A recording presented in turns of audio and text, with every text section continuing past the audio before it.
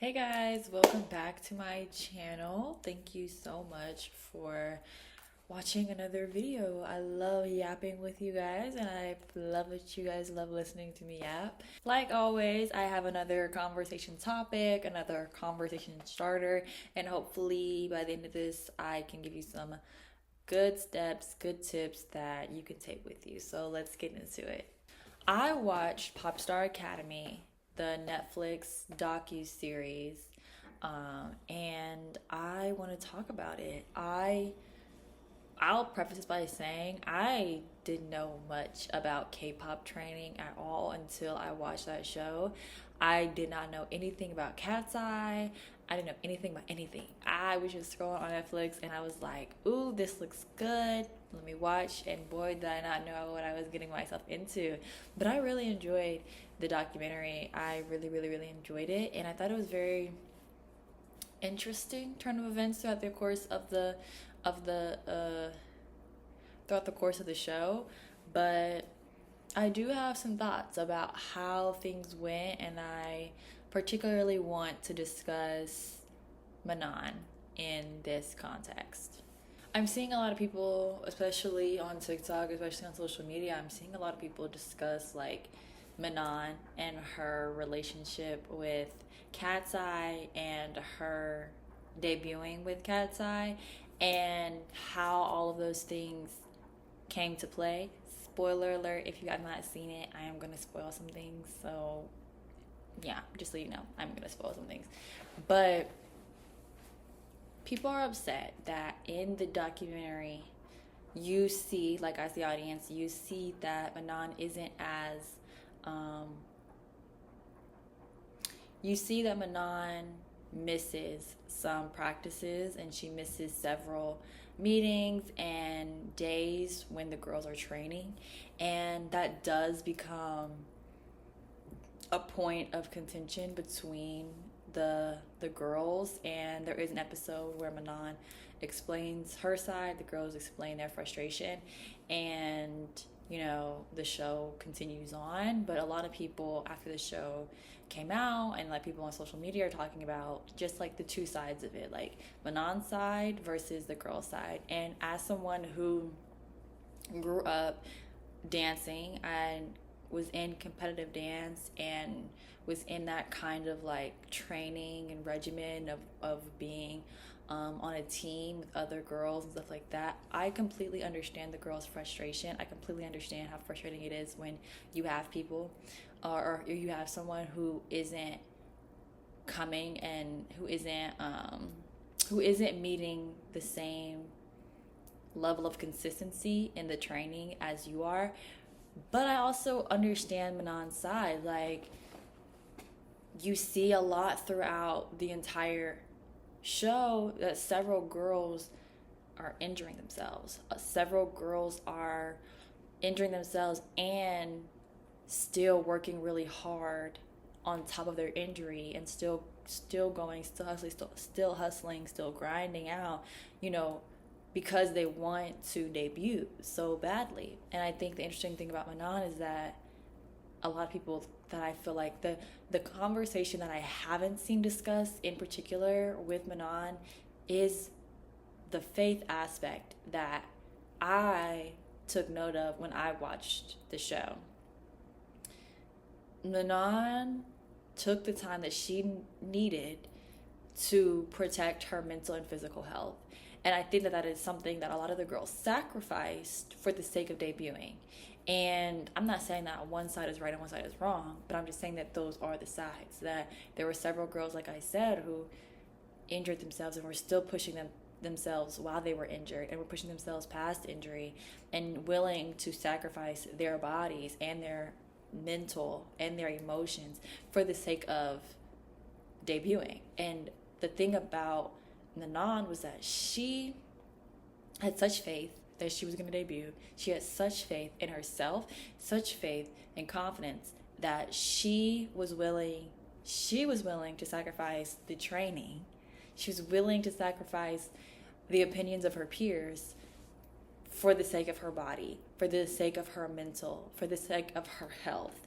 And that I think is a key part as to why Manon did debut at the very beginning. And obviously, producers are a part of this process, so there is editing done, and there is a sort of there is a level of like design editing that goes into the show. So I know that we as the audience aren't necessarily seeing what we're seeing isn't linear, but for the sake of me explaining everything, I will say that when Manon's character was first introduced in the show, the very first thing that I remember her talking about was that she was confident that she was going to debut. She was confident that she was going to be in the group. And it wasn't like, oh, I really hope that I get in. Oh, I really hope that I make it. Oh, I really hope that I debut. I would love to debut. She had such a seriousness when she looked in that camera. She had such like true, genuine faith. Like she said it like it was already done. She said it like it was already done. She said it like it was already done. That's how confident that she was when she made that statement. And that was the very first thing that when they introduced her that they showed, was that the confidence that she had prior to beginning training, prior to joining the group and everything, like the group of girls when they were in the academy, like she had such faith that she was going to debut. And people can talk and about like whether it's because the people had already told her that she was going to debut regardless. People can talk about the relationship that she may have had with some of the other staff members amongst the group, and that was probably why, or may have been a reason why, she had such confidence. You can call it what you want. I don't know the ins and outs.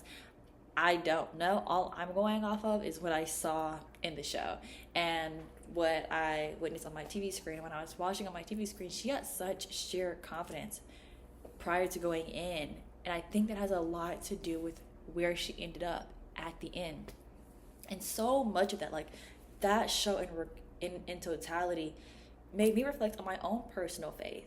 I am a Christian and my faith is such a big part of my life. And so seeing Manon, someone who hadn't trained in that kind of atmosphere before, wasn't a great dancer when she first started out, wasn't, professionally trained in these areas, these core areas that many of the other girls were trained in, seeing the faith that she had and seeing how she spoke, where she saw herself as if it had already happened before even stepping into it, was such a faith move and such a faith moment for me as a Christian, where I was like, I don't have big enough faith. Like, and obviously I'm speaking in regards to a faith that's religious to me, because I am a Christian and I do move and go about life in a way that is in relation to my religion, in relation to faith being connected to Christ. But obviously, like, faith doesn't look that way for everybody. And I'm not sitting up here when I say faith, I don't necessarily mean that in regards to religion, period, for everyone, because obviously I know that we all don't have that religious mentality, but faith is faith, and having faith in yourself, having faith in your God, whatever that may be for you.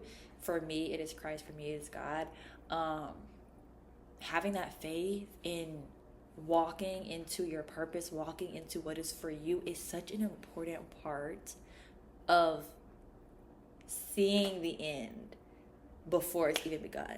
And that's what I loved most about Manon. Even in, there's a part in the show where she's with, she's not with the other girls, she's not at the studio, but she's back at her own place, and she's out by the pools or whatever. She's talking, and she literally says, you can call it faith.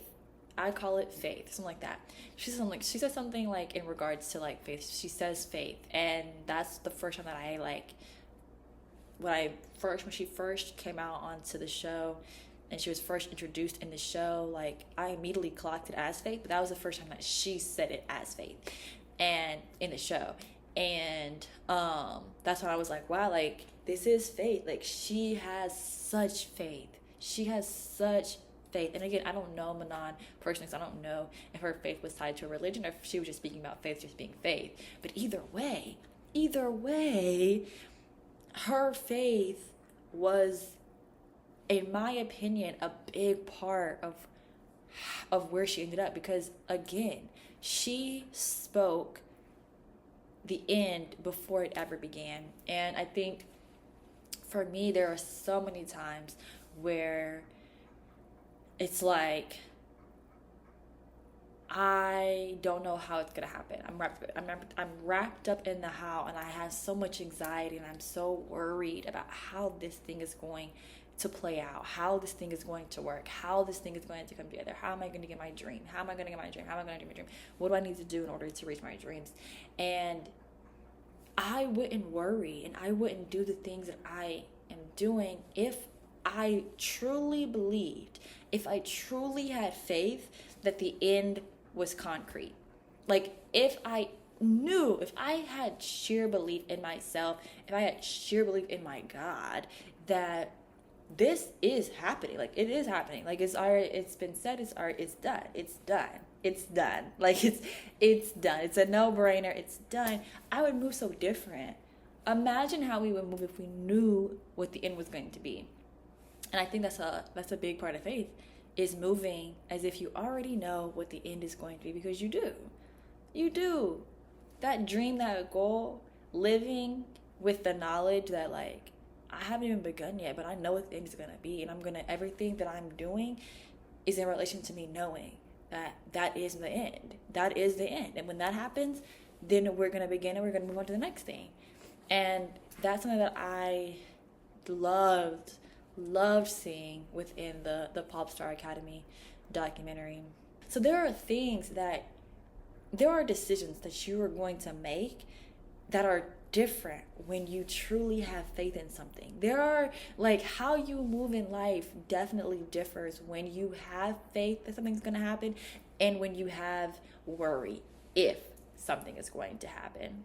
I had the opportunity to intern with ESPN Anscape, actually ESPN Anscape, and it was one of the absolute best experiences of my life. I had interned the year before with ESPN, and I had wanted to intern. I had found out about Anscape through my internship with ESPN, but at the time I had only seen the Roden Fellows opportunity, and you have to be an HBCU student to be able to do that. And I was like, dang, like there's no way that I'm going to be able to work with Anscape. Like there's like they only are accepting HBCU students, and I go to the University of Georgia, so like out the door, like it's not like that's not a possibility for me. That, I don't know what it was, like that school year was like one of the biggest developments in my faith in a long time. Like that was truly when I really locked in and built like a fundamental relationship with God. Me and God became like this, like we was closer than ever. And I had like a true, genuine relationship with God.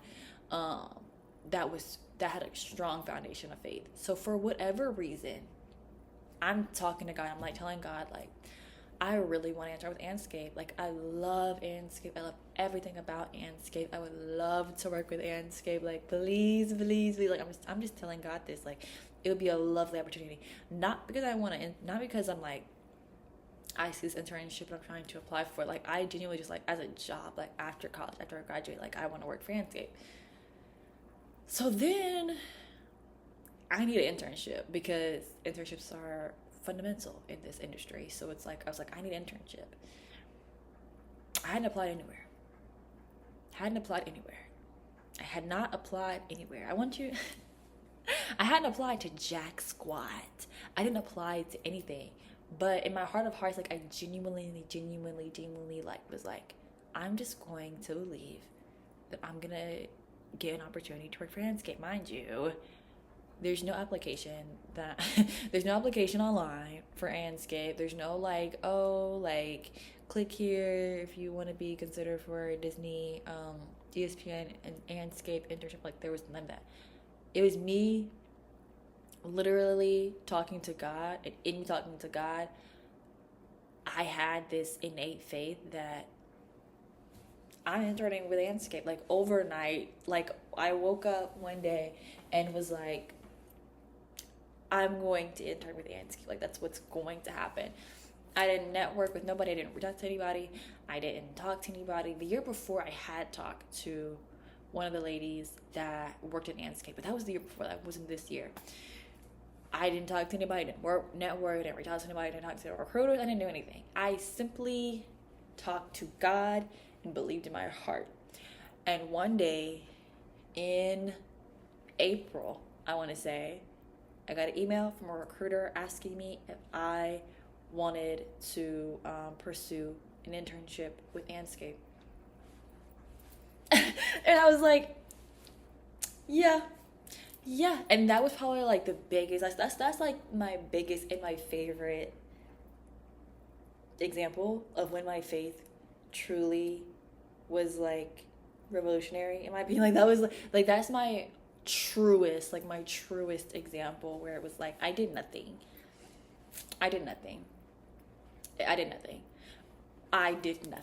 It was 1,000% God, and I had such a faith and sheer confidence in it. And when it happened, I was like shocked. Like, it wasn't even like I was shocked that it happened, because I knew it was going to happen. I was shocked at how it all came out full circle.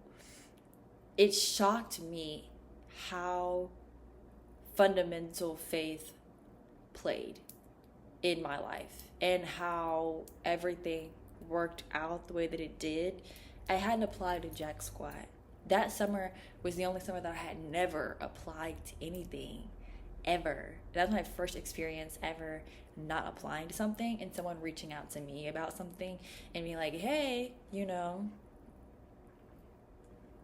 you worked with ESPN before, like, people really loved you, like, someone recommended you for this position, like, would you be interested in doing an interview? Like, that was my first time never applying for something, and someone reaching out to me about an opportunity. And I was so shocked about it, but I was so stoked and I was so excited, because that entire school year, I was like, I'm working for Anscape.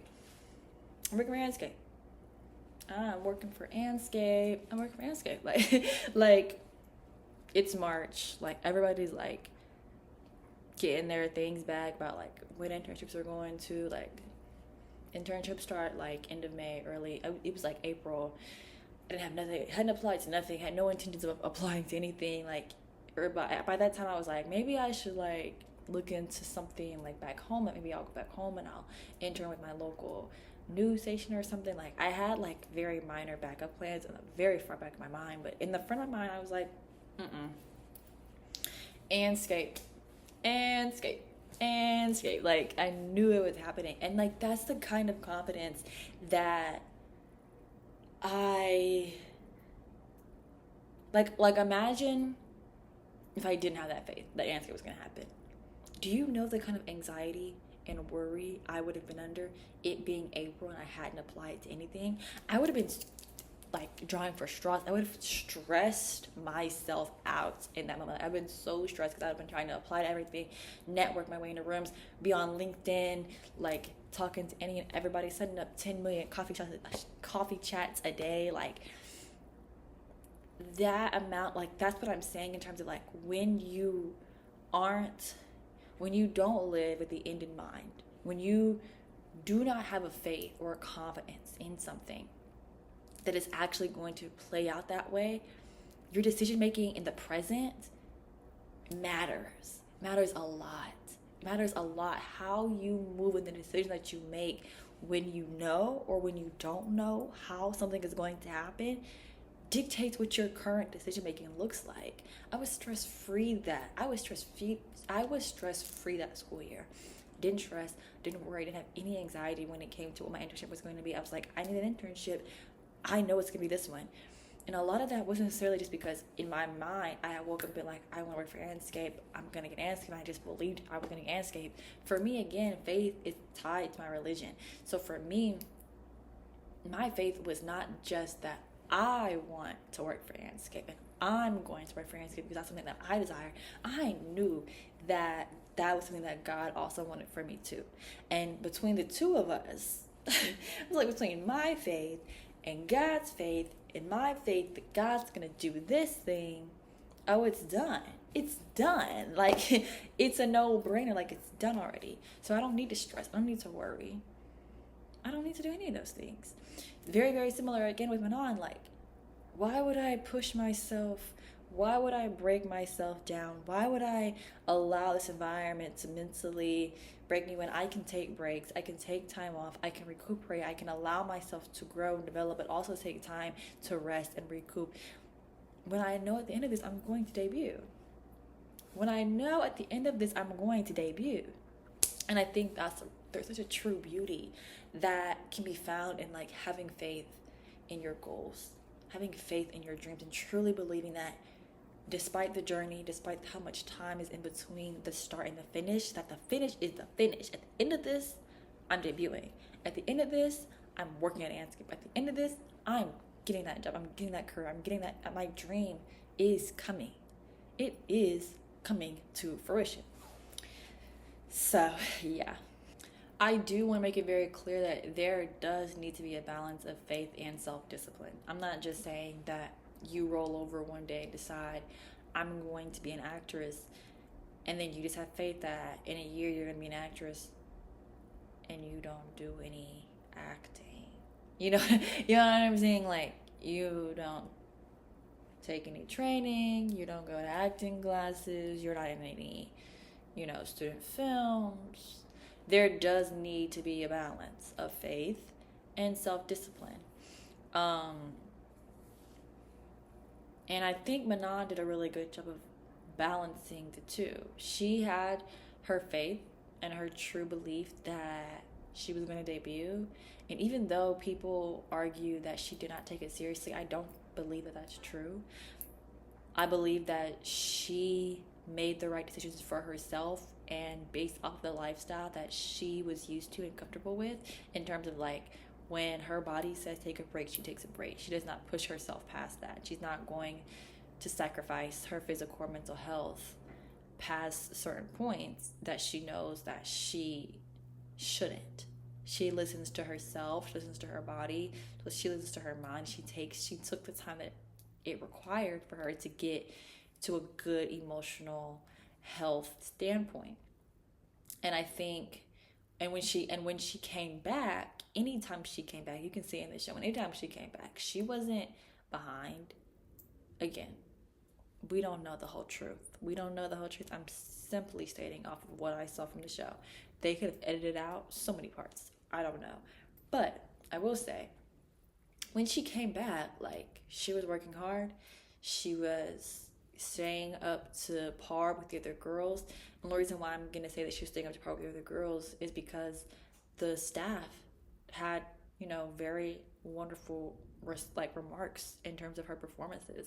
And especially at the ending part, like towards the end part where people were getting more and more frustrated with her not coming to training, anytime she did come back, it was good remarks. It was positive feedback, like, for the most part. Like, obviously there's critical details and there's always work to be improved upon, but it was never anything devastating. It was never anything completely negative that she wasn't capable or in good standing to debut.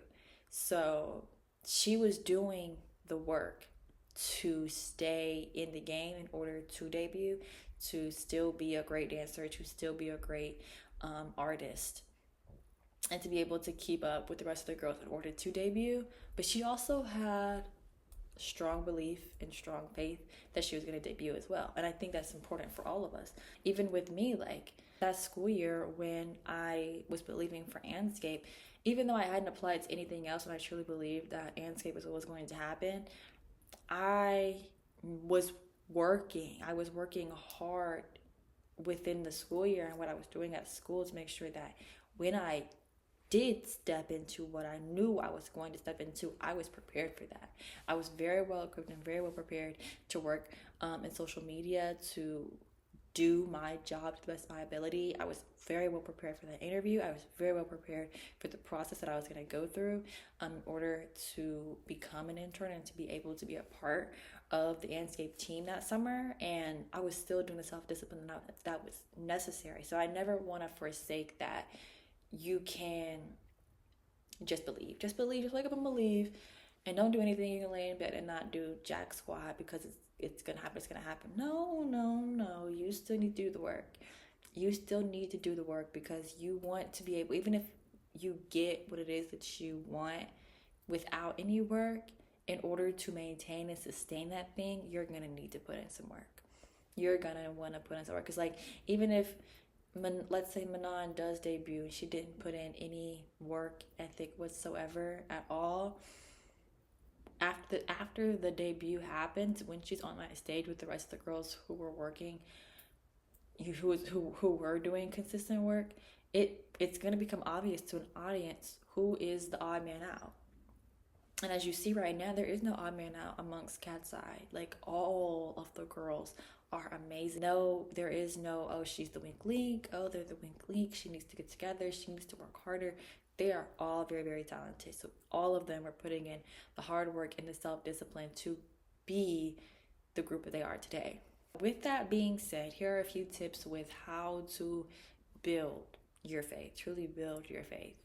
Step number 1, set intentions with faith in mind.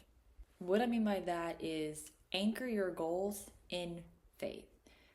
When I set the goal that I was going to intern with Landscape, that wasn't just a Sierra decision, that was a God decision. That was a faith decision, because my goals align with his goals, and our goals together equal reality, like equal a future reality. You know what I'm saying?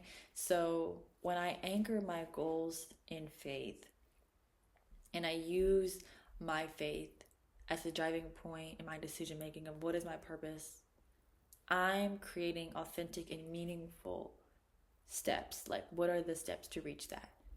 And my faith is driving that. In the same vein, it's also about trusting the process.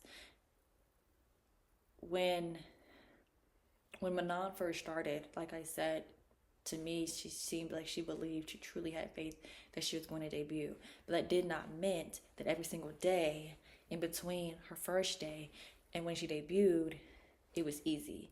It did not mean that every single day it looked like she was going to debut, because there were some days when she wasn't at her best, and there were days when she didn't seem like she was like at the top of the rankings, or she wasn't, on the first person on the staff member's radar. So there were definitely days where it didn't look like she was going to debut, or it didn't look like her goal was going to be achieved. But that's why trusting the process and trusting the journey is just as important as seeing what the end is going to be in the beginning. Having faith doesn't just mean I know that this is going to happen at the end of all of this. It's about, even in those days when it's hard, in those days when it doesn't look good, in those days when it doesn't look like it's going to happen, in those days when it looks like you should give up, let it go, and walk out the door, that you have faith that, like, no, I heard from God. No, I know this is going to happen. No. I truly believe that this is meant for me. It's in those days that the faith truly matters the most, I would say, for sure, especially for me. Step 2, practice patience and trust. Like I said before, faith matters the most, not in day 1 and not in the last day, but those days in the middle. It's not going to be linear. The journey is never linear. It's going to be up and down. You're going to have highs. You're going to have lows. You're going to have plateaus. Like the journey is the journey. And it's in these moments that you want your faith to be as rock steady as possible. Days where you have doubts. There'll be days when you have doubts. Trust me. it's April and I need an internship by May, yeah, there are doubts. You know what I'm saying? I need a job by the end of graduation.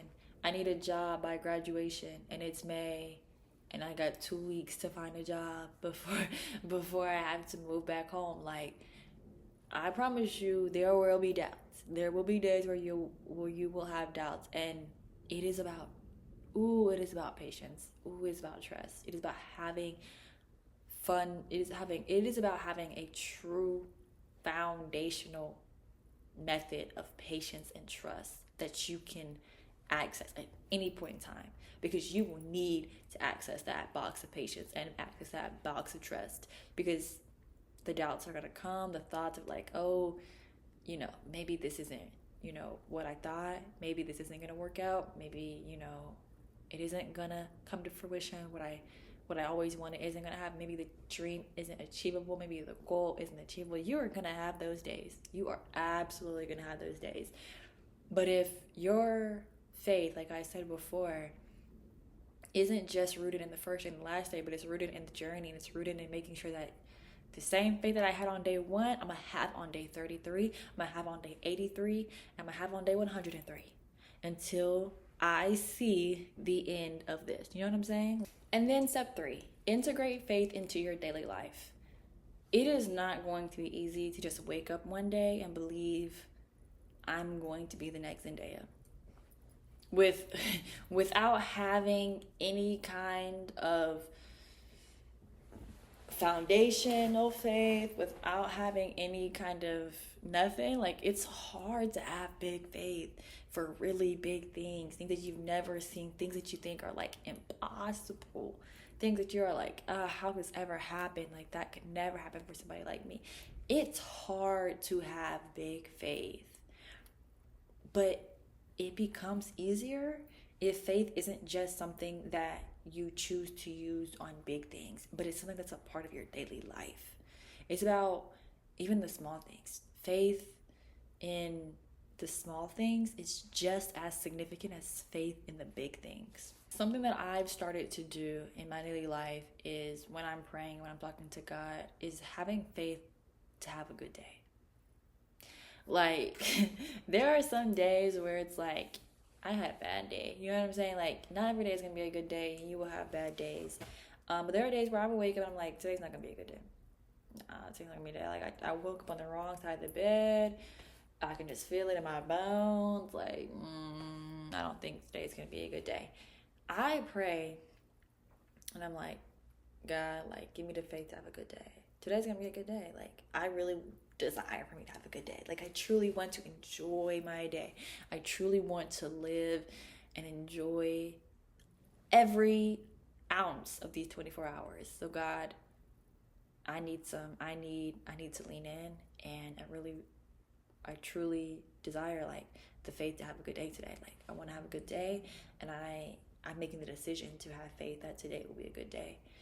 And you will be surprised how many times when I pray for a good day, and I genuinely, like, I'm not just saying that, like, Lord, let me have a good day. Like, no. Like, I truly mean it. Lord, allow me to have a good day. I am believing that I am going to have fun today. I'm going to have fun at work. I'm gonna enjoy the 24 hours you have given me. Like, small things like that, very small things, where it's just like, I just want to have a good day. I just want to be able to, at the end of my day, when I lay my head down at night, I'm like, wow, I was productive today. I had a good day today. I had fun. Like, I can't always say every single day that I have fun today. Like, sometimes the day won. Sometimes the day won. I didn't win. The day won.